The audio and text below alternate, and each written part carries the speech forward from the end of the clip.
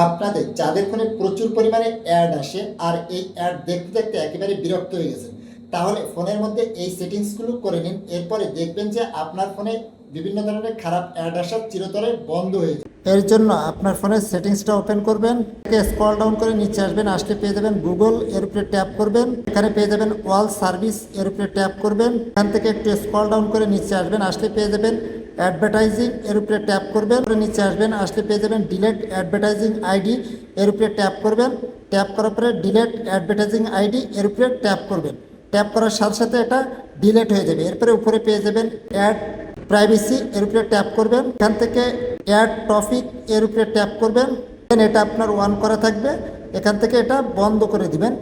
দেওয়ার পরে ব্যাকে আসবেন, এখান থেকে যে তিনটা রয়েছে প্রত্যেকটা আপনি এভাবে সেমভাবে অফ করে দিবেন। অফ করে দিলে এভাবে অফ করে দিবেন, আপনার কাজ এখানে শেষ। এরপরে দেখবেন যে আপনার ফোনে অ্যাড আসা বন্ধ হয়ে যাবে।